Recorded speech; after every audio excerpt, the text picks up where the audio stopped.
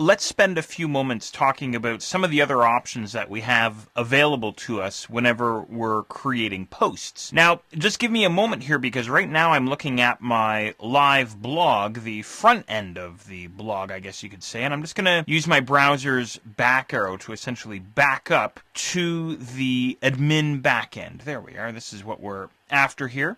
And give me just a moment here. I'm just going to expand things out so we can see what's happening here. And first of all, what I want to do is I want to talk about excerpts. So I'm just going to scroll down a little bit. Of course, we have the title field for our blog post, and we have the body content for the blog post as well. Then you may have eyeballed this excerpt field here below the body field for your post. Now, what the heck is an excerpt?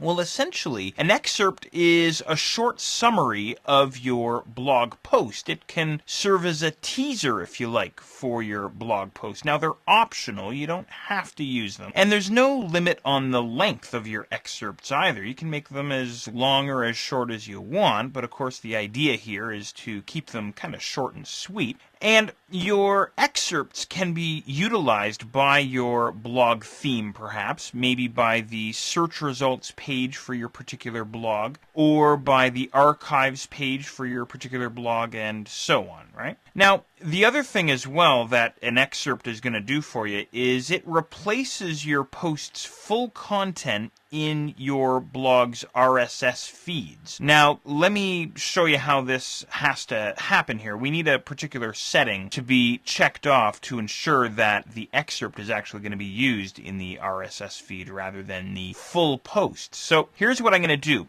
On the left-hand side, head down to Settings, and you know, there's a lot of options that we have here underneath Settings, and we'll go through a lot of these together, so no worries here. But head into Settings, and then we want to head into Reading. So go ahead and click on the Reading sub-item there.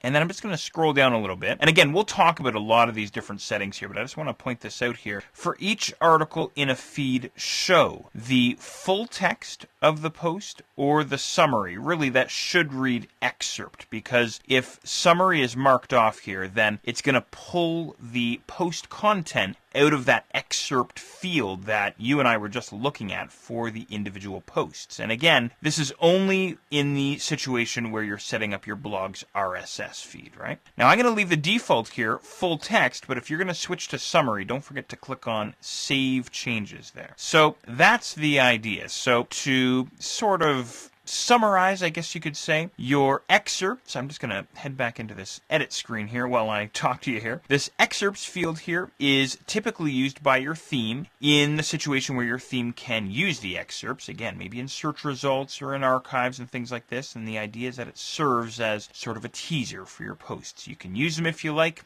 I find I use them sometimes myself. It kind of depends on the nature of the post. But anyway, there you are. There's excerpts.